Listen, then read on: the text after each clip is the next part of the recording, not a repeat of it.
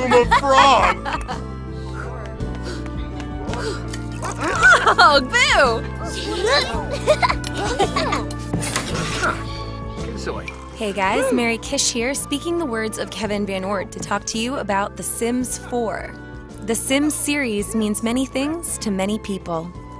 Let's say you think of The Sims as a dollhouse.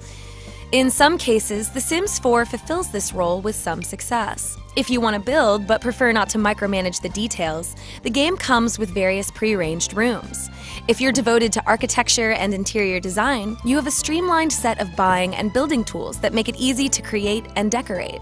Stretching and dragging walls into properly modular rectangles is as easy as knowing how to use a mouse and a keyboard.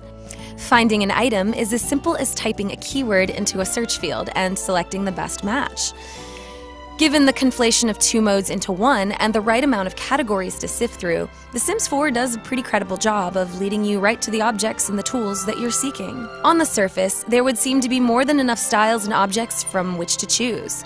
When the time comes to set up a life of leisure, however, the boundaries become a little bit more rigid than they first appear. The Sims 3's Create a Style option has been dropped, leaving only predetermined colors in their place.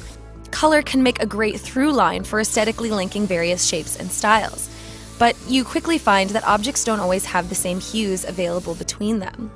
Mixing and matching can make a room look more random than refined. The Create a Style option provided a means of connecting disparate decor, and its loss diminishes creativity. But let's say you think of The Sims 4 more as a life simulation. Even then, The Sims 4 feels diminished when compared to even the vanilla version of The Sims 3. There's already been a lot said about the features that didn't make the cut, but even if you don't have a list of those features on hand, the squashed preview is apparent. Your initial lot may be too small for you to erect the gigantic starter telescope.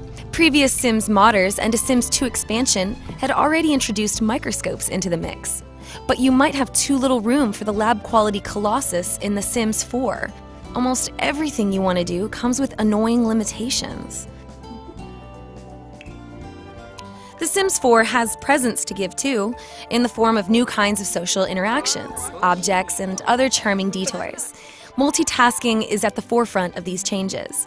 Sims will hilariously use the toilet while playing games on the tablet or drinking some orange juice. Sims can be moody, getting embarrassed when you send one Sim to the shower when another is already on the toilet, or getting a little randy when they're near their spouses.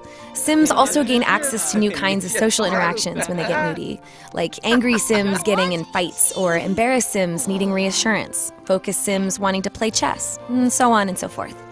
Changes in mood are accompanied by ridiculous exclamations in gibberish language known as Simlish. Listening to snobby, mischievous Sims mock other people's outfits is almost as fun as watching them strut around like they're all that.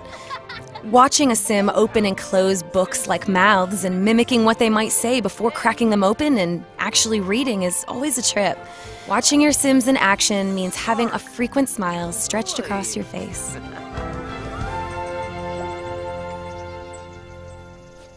Ooh. Turning these individual activities into long-form stories isn't as compelling as it was in The Sims 3, however. The previous games were open-world, allowing for seamless travel and smooth multi-sim control. It's been replaced by smaller lots separated by loading screens. Having to stare at your loading screen while you want to travel back to the park is so distracting, but moving back to your home lot to maintain other family members and then just finding them standing stiffly in front of your house is even more so. The deeper you wish to go, the more roadblocks you stumble upon. No bikes to ride or hills to break the line of sight. No swimming pools and no graveyard. The Sims 4's biggest problem is that The Sims 3 exists. And describing where it stumbles by necessity means looking at where the series has been. This is a lovely and lively game that elicits constant smirks, but The Sims 4's moments never feel like part of a bigger picture.